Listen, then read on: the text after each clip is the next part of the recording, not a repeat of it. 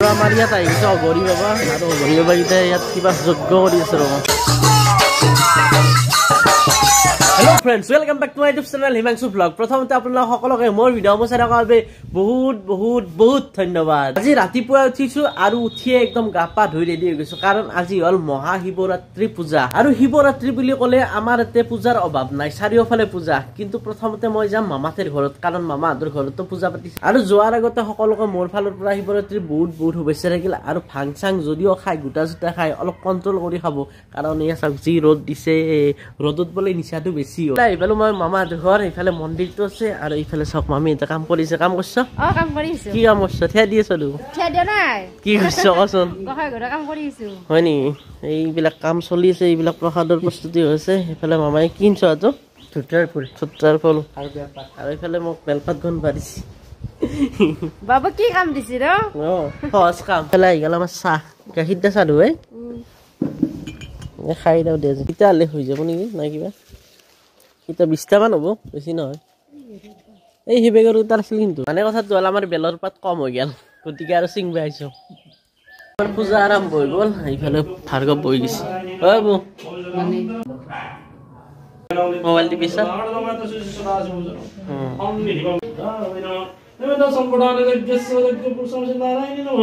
Om jalan dekat sudah pindah orang dekat sama.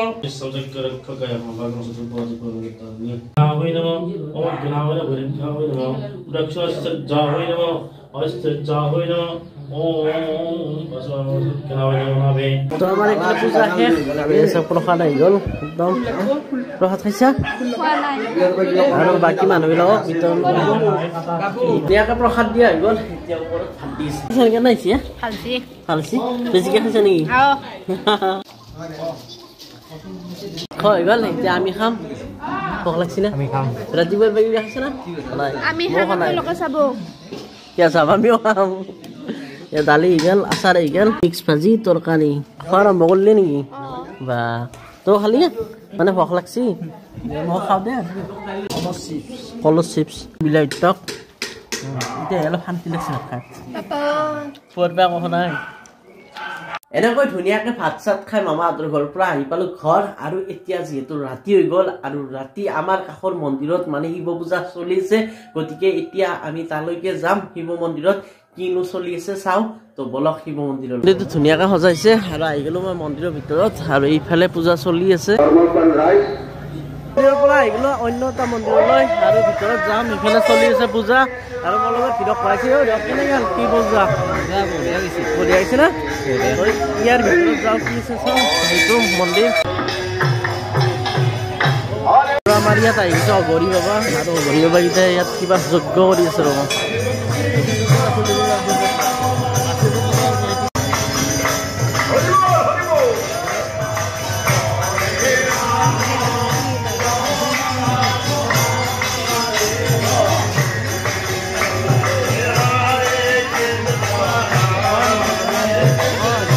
বাবাক চোৱা মানুহ ভৰি পৰিছে আৰু ইফালেও চলি আছে কিবা কিবি।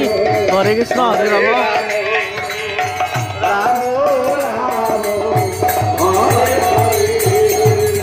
তো ইয়াত ধুনীয়াকৈ হোম যজ্ঞ চলি আছে আৰু ইফালে মন্দিৰটোত সকলোৱে চাকি জাকি দিছে। আৰু এতিয়া আমি যাম ক'ত যাম? একদম ডাঙৰ ওখ মূৰ্তিটোত যাম, শিৱ বাবাৰ। আৰু এইফালে আহি পেলাই আমি ডাঙৰ শিৱ মন্দিৰটো নলবাৰী আৰু ইফালে চব ধুনীয়াকৈ পানী পৰি আছে আৰু ইফালে আছে শিৱ মূৰ্তিটো। তো ইয়াতো বহুত মানুহ। কেনে লাগছি ৰ? বঢ়িয়া লাগছে ন? ধুনীয়াকৈ একদম আৰ্টিফিচিয়েল পানী এইবিলাক দিছে, ভালে লাগিল।